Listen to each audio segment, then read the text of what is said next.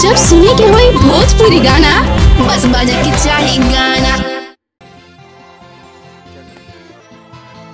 सुनिए जी, छठ पूजा खत्म होते ही पवन का दूसरा ब्याह कर दीजिए। हम बहुत ही सुंदर लड़की देखे हैं। दिमाग खराब हो गई बा तोहार? अरे पवन के मेहरारू रहते तू ओकर दोसर ब्याह के बारे में बात करता रू।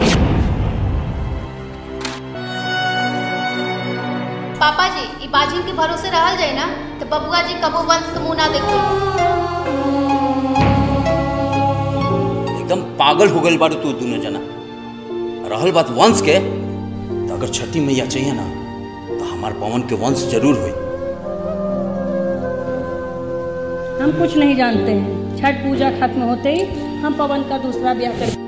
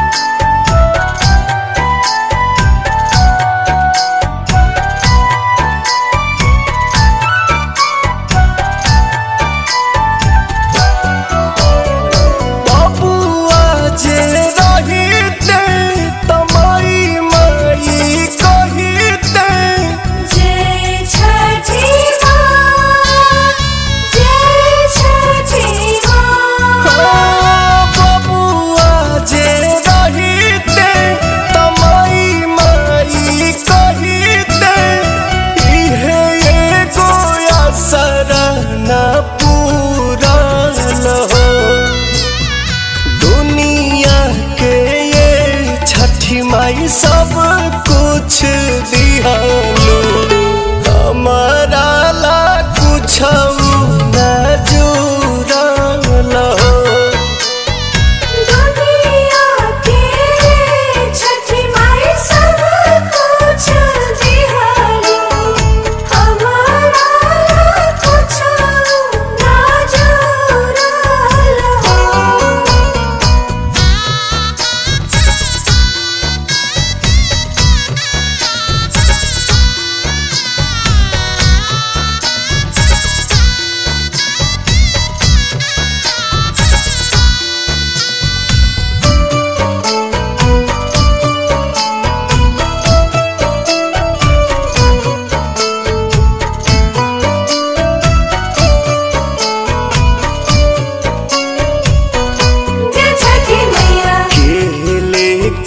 जाई हो मथ पदौरावा के करी पियारियो हार।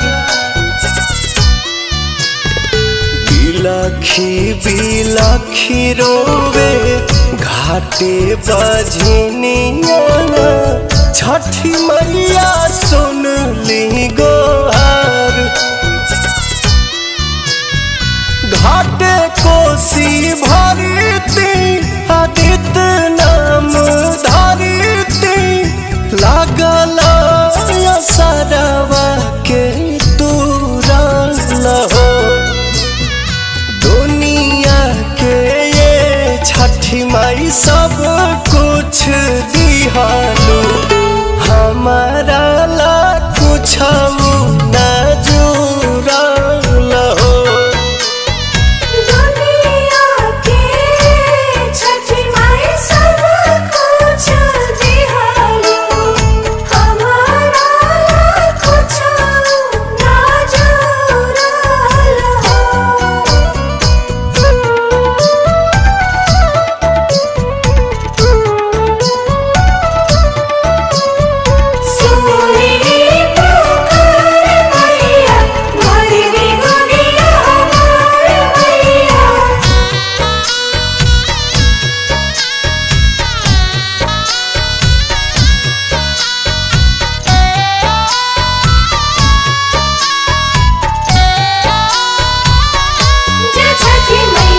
सभे बारात कराता कोसिया के भराता देखी न ढारे हमर लोर हंसी हंसी दुनिया हो कहता बाझनिया हो सुनी मन पवन होला थोर अरुण बिहारी अरज कहरे दुआरी हरज ना तोहरा मजूदल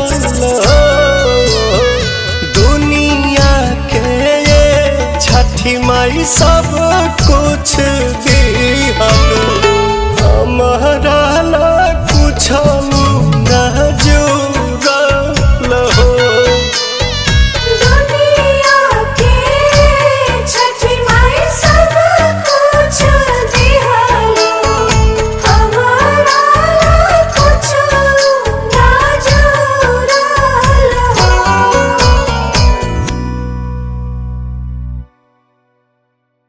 दुनिया के ये छठी माई सब कुछ